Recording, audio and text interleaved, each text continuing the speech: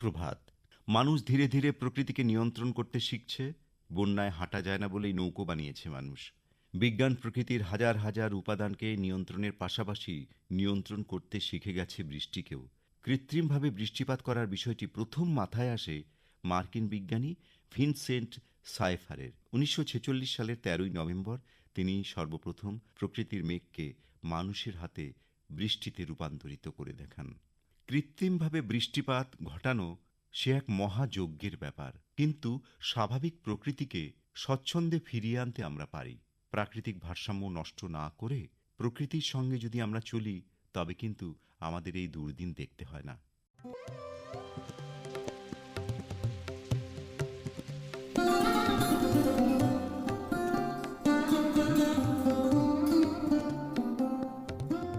এবারে চলে আসি প্রত্যুষার এ মাসের চিঠির বিষয়। প্রত্যুষার এ মাস অর্থাৎ জুন মাসের চিঠির বিষয় বিপন্ন পরিবেশ বিপন্ন ভবিষ্যৎ। এ নিয়ে চিঠি লিখেছেন তৎসৎ চাকি, রজনীকান্ত সরণি, হাকিমপাড়া, শিলিগুড়ি থেকে। গুরুজনদের কাছে শুনেছি আমাদের পৃথিবী সবুজে ভরা ছিল, অনেক নদী নালা পুকুরে ভরা ছিল, সোনালি ফসল ছিল, গাছ ভরা ফল ছিল, নানা রঙের ফুল ছিল, মৌসুমী শুদ্ধ বায়ু ছিল, ৬ ঋতুর প্রকাশ বোঝা যেত। কিন্তু বর্তমানে আমরা প্রখর গ্রীষ্ম, বর্ষা আর শীত ঋতু অনুভব করি, শরতের শিশির দেখতে পাই না। আমরা দেখছি যতদিন যাচ্ছে তত গাছ কাটা হচ্ছে, মানুষের বসতি বাড়ছে, বনের পশুরা ক্রুদ্ধ হচ্ছে, মরছেও অনেকে। চলতে চলতে আর নদী নালা দেখতে পাই না, বড় বড় নীর নদীর জল দূষিত। কাজেই নিজেদের বাঁচাতে হলে আগে পরিবেশ রক্ষা করতে হবে। তাই ভক্তি সহকারে লিখছি প্রত্যুষা, সব দেশের মানুষেরই বড় প্রত্যাশা দেশের বুকে এমন এক সুন্দর ও সুস্থ পরিবেশ গড়ে উঠুক, যে পরিবেশে মানুষ লাভ করবে সুশিক্ষা, সচ্ছলতা, আনন্দোজ্জ্বল পরমায়ু। দেশের শিক্ষিত নাগরিকগণ, দেশ ও নেতৃবৃন্দ উপযুক্ত পরিবেশ সৃষ্টি করে দেশকে অশিক্ষা, দারিদ্র্য, গোঁড়ামি ও সংকীর্ণতা থেকে মুক্ত করতে পারেন। প্রাকৃতিক সম্পদের যথেচ্ছ ব্যবহারের ফলে যে বিষাক্ত পরিবেশ সৃষ্টি হয়েছে, সেই পরিবেশকে দূষণমুক্ত করার একটা ব্যাপক প্রয়াস শুরু হয়েছে পৃথিবী জুড়ে। কিন্তু শুধু প্রাকৃতিক পরিবেশের শুদ্ধি ঘটলেই হবে না, মানুষের সামাজিক সাংস্কৃতিক পরিবেশেরও শুদ্ধি সাধনের প্রয়োজনীয়তা দেখা দিয়েছে। সামাজিক চেতনার সংস্কার ব্যতি রেখে একটা দেশ কখনোই সার্বিক উন্নতির মুখ দেখতে পারে না। জল, মাটি, বাতাসের শুদ্ধিকরণের সঙ্গে সঙ্গে দেশের অর্থনৈতিক ও সামাজিক কাঠামোরও সংস্কার করতে পারলে তবেই বর্তমান ও আগামীকালের মানুষ বাঁচার উপযুক্ত পরিবেশ লাভ করবে। আর সেই সঙ্গে প্রত্যেকেরই অঙ্গীকার করা উচিত, জল দূষণ করব না, গাছ লাগাবো প্রতিদিন, বায়ু দূষণ দূর করার জন্যে সবসময় ঘর, বাড়ি, রাস্তা পরিষ্কার রাখবো, ধূমপান করব না, পশু পাখির প্রতি যত্নশীল হব, বৃষ্টির জল ধরে জলাধার বানাবো, বিনা কারণে জল নষ্ট বন্ধ করব। প্রতিটি মানুষ যদি এই অঙ্গীকার করে, এই সব কাজগুলো করতে পারে, তবে আমাদের পরিবেশ অবশ্যই সুন্দর হবে, আর সভ্যতা ধ্বংস হবার ভয়ও থাকবে না। লিখেছেন তৎসৎ চাকি, রজনীকান্ত সরণি, হাকিমপাড়া, শিলিগুড়ি থেকে। সুজিত বণিক, ক্রান্তি শিশুতীর্থ বিদ্যা নিকেতন, নিউ ক্রান্তি, ক্রান্তিহাট মাল, জলপাইগুড়ি থেকে লিখছেন, বিপন্ন পরিবেশ বিপন্ন ভবিষ্যৎ এ নিয়ে জীবজগতের সর্বশ্রেষ্ঠ জীব মানুষের সার্বিক চিন্তাভাবনার সময় এসেছে। তুমি তা মনে করিয়ে দিলে তোমাকে সাধুবাদ জানাই। আমরা পরিবেশের উৎকৃষ্ট জীব হয়েও কিভাবে নিকৃষ্ট ক্রিয়া দ্বারা পরিবেশ কলুষিত করে চলেছি অবলীলাক্রমে। পরিবেশ বিপন্ন হলে ভবিষ্যৎ বিপন্ন তো হবেই, একথা বলার অপেক্ষা রাখে না। প্রাকৃতিক বস্তুসমূহ, অরণ্য, পাহাড়, নদী, পুকুর, এমনকি মহাকাশ, সকলই বিপন্ন আমাদের দ্বারা। ভবিষ্যৎ প্রজন্মের জন্য কি রেখে যাব আমরা, এ বিষয়ে সার্বিক চিন্তাভাবনা প্রয়োজন। ধারাবাহিক প্রচেষ্টার মধ্যে দিয়ে পরিবেশকে দূষণমুক্ত করতে হবে। প্রাকৃতিক সম্পদকে ধ্বংস করে কোনো হোটেল, রিসর্ট, অট্টালিকা নয়, বিজ্ঞানকে পরিবেশের কল্যাণে তথা মানব কল্যাণে ব্যবহার করতে হবে। পরিবেশ বান্ধব জিনিস ব্যবহারে আমাদের সচেষ্ট হতেই হবে। বৃক্ষরোপণে, সবুজায়নে সকলের আন্তরিক প্রচেষ্টা আবশ্যক। গ্রিনহাউস ব্যবহারে লাগাম টানতে হবে। পৃথিবীর উষ্ণতা ক্রমাগত বেড়েই চলেছে। ইতিমধ্যেই অনেক জীব অবলুপ্তিতে, জীববৈচিত্র্যের মধ্যে ফাটল ধরেছে। প্রকৃতির শৃঙ্খলাকে পাথেয় করে পথ চলা শুরু হোক।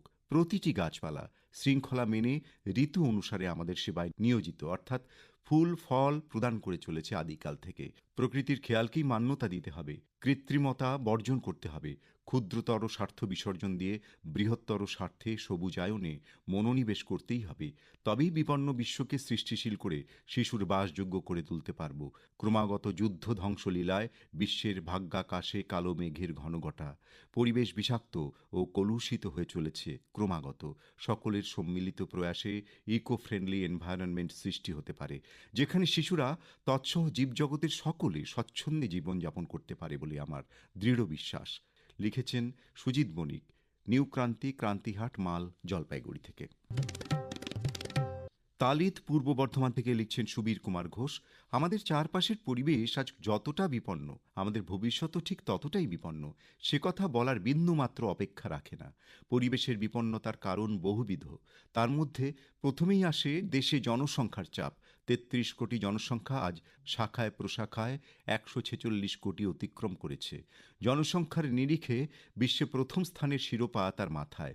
ধারাবাহিকভাবে অনুপ্রবেশ, এক শ্রেণীর মানুষের জন্ম নিয়ন্ত্রণে অনীহায় আমাদের রাজ্যটিও আজ জনভারে অবনত। ফলত তাদের যত্রতত্র বসবাস, অপরিকল্পিত গৃহ নির্মাণ, এসব যেমন চলছে, তেমনি উন্নয়নের অনিবার্য কোপ পড়ছে অরণ্যে, পথের ধারে সুশীতল ছায়াদান করা প্রাচীন বৃক্ষে।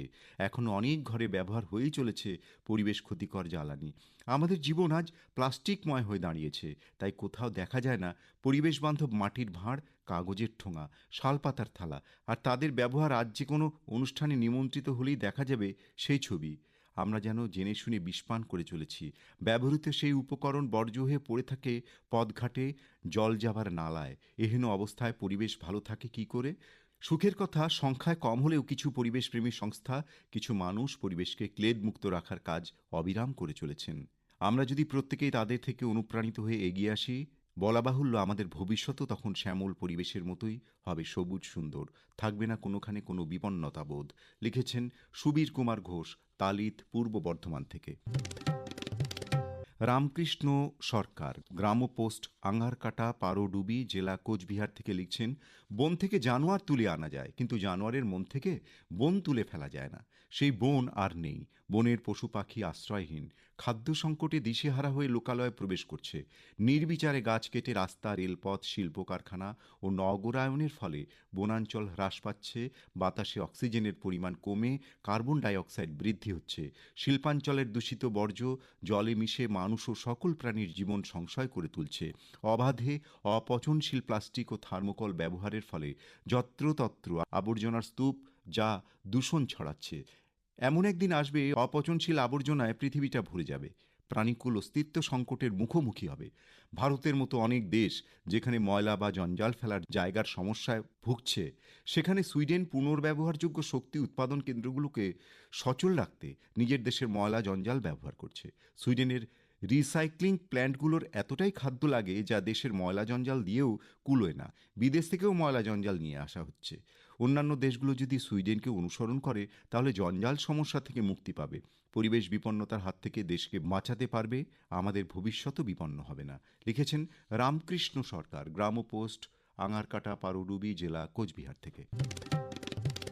উত্তর ২৪ পরগনার মধ্যমগ্রাম মাইকেলনগর থেকে লিখছেন মানস দাস, পরিবেশ আজ সত্যি বিপন্ন নিঃসন্দেহে। পুকুর, ডোবা, খাল, বিল বুঝিয়ে বহুতল বাড়ি নির্মাণ চলছে যথেচ্ছভাবে। অপেক্ষাকৃত নবীন পর্বতমালা, হিমালয়ের শান্ত নিভৃত কোলে একের পর এক পর্যটক আবাস, হোমস্টে তৈরি হচ্ছে। পাহাড়ি নদীতে যত্রতত্র বাঁধ দিয়ে সেতু নির্মাণ, জলবিদ্যুৎ প্রকল্প নির্মাণের ফলে পাহাড়ের স্বাস্থ্য দুর্বল করে ফেলা হচ্ছে। ফলত মেঘভাঙা বৃষ্টির সঙ্গে হড়পাবান ভাসিয়ে নিয়ে যাচ্ছে পাহাড়ের গ্রাম, শহর, জনপদ। কয়েক বছর আগে দেবভূমি কেদারনাথে প্রকৃতির ধ্বংসলীলায় একমাত্র কেদারনাথ মন্দিরটি ছাড়া বাকি সম্পূর্ণ জনপদ বিলুপ্ত হয়ে যায়। আজও সেই বিপন্নতাকে সম্পূর্ণ ঢেকে রাখা সম্ভব হয়নি। তবু মানুষের চেতনা ফেরে কই? উন্নয়নের নামে নির্বিচারে বহুমূল্য বিশালাকায় বৃক্ষছেদন, নিকাশির সুষ্ঠু ব্যবস্থাপনা ছাড়াই বহুতল নির্মাণ, নিকাশি নালায় বিস্তর জঞ্জাল, প্লাস্টিক, সার্জিক্যাল বর্জ্য ফেলে গতিপথ রুদ্ধ করে ভবিষ্যৎ বিপন্নতা ডেকে আনছি আমরাই। প্রকৃতি এসব ভ্রষ্টাচারের বদলা নেবে অবশ্যই। প্রকৃতির সেই প্রতিক্রিয়া ভয়ঙ্কর। মানুষের ছেলে মানুষই তার কাছে তুচ্ছ। লিখেছেন মানস দাস, মাইকেলনগর, মধ্যমগ্রাম, জেলা উত্তর ২৪ পরগনা থেকে। বনানী বিশ্বাস, কালিকাপুর, কলকাতা ৭৮ থেকে লিখছেন, আকাশ ভরা সূর্য তারা, বিশ্ব ভরা প্রাণ। এই হলো আমাদের পরিবেশ। প্রাণের মধ্যে কতই না প্রকারভেদ। ছোট ছোট কীটপতঙ্গ, নানান সরীসৃপ, হরেক রকম পশু পাখি, পর্যায়ক্রমে জীবকুল শ্রেষ্ঠ মানুষ, এছাড়াও প্রাণের অধিকারী উদ্ভিদ, বিস্তীর্ণ বনভূমি, সবুজ বনানী। ঈশ্বরের কি অদ্ভুত সৃষ্টি! বাস্তুতন্ত্রে একে অপরের উপর প্রত্যক্ষ ও পরোক্ষভাবে নির্ভরশীল আমরা। সবুজ পরিবেশ, তোমার জন্ম আছে, বৃদ্ধি আছে, বিজ্ঞানের ভাষায় আছে চলন গমন, প্রজনন, বংশবৃদ্ধি। আছে অনুভূতি, নেই শুধু প্রতিবাদ। আর প্রতিবাদ নেই বলেই তোমার উপর চলছে অন্যায় অত্যাচার। মুখ বুজে এক জায়গায় দাঁড়িয়ে সহ্য করো আঘাত। আমাদের জীবন উপভোগ্য সহজ করার তাগিদে নগর উন্নয়নে বিলাসবহুল অট্টালিকা, মল, বাণিজ্যিক কেন্দ্র, হোটেল, গৃহ, পথ ঘাট নির্মাণে বৃক্ষছেদন, জলাশয় বুঝিয়ে পরিবেশের স্বাভাবিক ঋতু ছন্দে ঘটেছে ব্যাঘাত। এর ফলে কোথাও অতিবৃষ্টি, কোথাও অনাবৃষ্টি, নিম্নচাপ, বিধ্বংসী ঝড়, বিশ্ব উষ্ণায়ন ও দূষণের কবলে আমরা। ভবিষ্যৎ যাতে বিপন্ন না হয় তার জন্য আমাদের আগাম প্রয়াস বৃক্ষছেদন রোধ করে বৃক্ষরোপণ, জলের অপচয় রোধ। আমাদের সুস্থ আচরণ ভবিষ্যৎ প্রজন্মের সুঅভ্যাস গড়তে সাহায্য করবে। পরিবেশকে দূষণ ও প্রাকৃতিক সম্পদের অপচয় রোধে ছোট থেকেই সুশিক্ষা পাবে বাড়ি থেকেই। তাই তো আমাদের ছোট্ট আবাসনের চারপাশে ও প্রত্যেকের নিজের নিজের ব্যালকনি ও জানালা বাগানে বাচ্চাদের সাথে নিয়ে রং বেরঙের ফুল ও সবজির গাছে ভরিয়ে তুলেছি। সামাজিক মাধ্যমে নিজেদের মধ্যে ছড়িয়ে দিয়ে অপরেরও আগ্রহ সৃষ্টি করেছি সবুজের অভিযানে। লিখেছেন বনানী বিশ্বাস, কালিকাপুর, কলকাতা ৭৮ থেকে। নির্মল কুমার রায়, পানবাড়ি, কাজলদিঘি, ময়নাগুড়ি জেলা, জলপাইগুড়ি থেকে লিখছেন, বিপন্ন পরিবেশ বিপন্ন ভবিষ্যতের কথা লিখতে গিয়ে প্রথমেই বলা যায় লোভে পাপ, পাপে মৃত্যু। প্রাচীনকালে মানুষদের অত লোভও ছিল না, পাপও ছিল না, মৃত্যু ভয়ও ছিল না। তখন মানুষ ও প্রকৃতির মাঝে ছিল একটা নিবিড় সম্পর্ক। দিন বদলের সাথে সাথে যেদিন থেকে মানুষ শিক্ষা দীক্ষায়, বিজ্ঞান চর্চায় এগিয়ে যাওয়া শুরু করলো, সেদিন থেকেই প্রকৃতির ওপরেও আঘাত পড়তে শুরু করলো। উন্নয়নের নামে বন, জঙ্গল, পাহাড়, পর্বত, সমুদ্র, নদী, নালা ভরাটের সাথে আকাশ বাতাস মহাকাশ জয়ের অভিযানে সফলতা আসলো ঠিকই, কিন্তু পশ্চাতে ফিরে তাকালে দেখা গেল এক রাশ দূষণ। সেই দূষণের মাত্রা ছড়িয়ে পড়ল সব জায়গায়। প্রতি বছর ঘটা করে পরিবেশ দিবস পালনে কতটুকু কাজে লাগে তা ভেবে দেখার সময় এসেছে। সৃষ্টিকর্তা প্রকৃতির মাঝে জীবজগৎ সৃষ্টির সাথে মানুষের স্বাচ্ছন্দ্যে বেঁচে থাকার জন্যে সব কিছু তৈরি করেই পাঠিয়েছেন।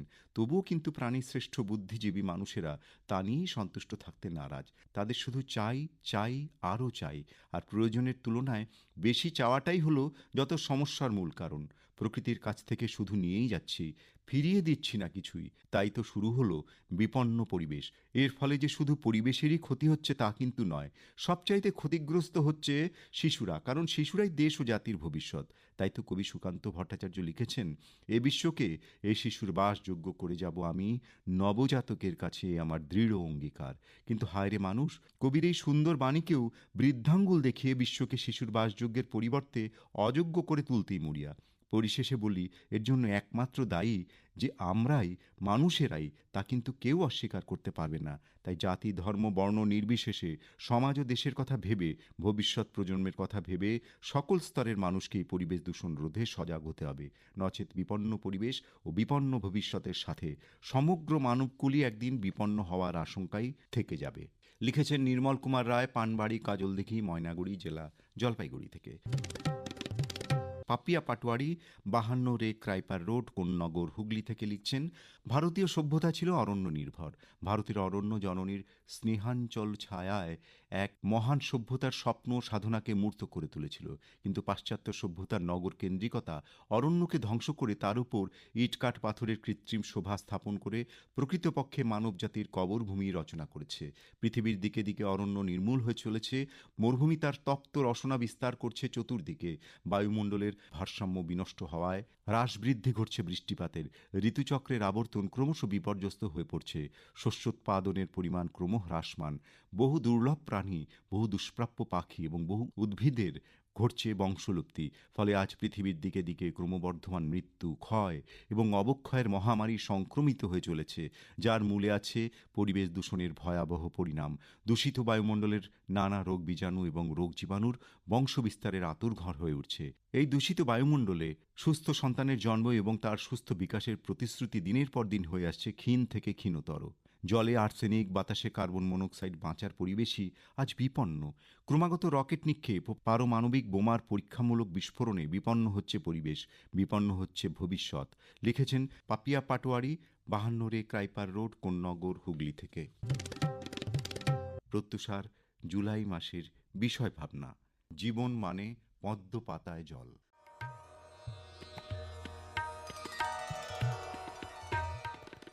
প্রত্যুষা আজ এ পর্যন্তই। প্রত্যুষা আবার আগামীকাল।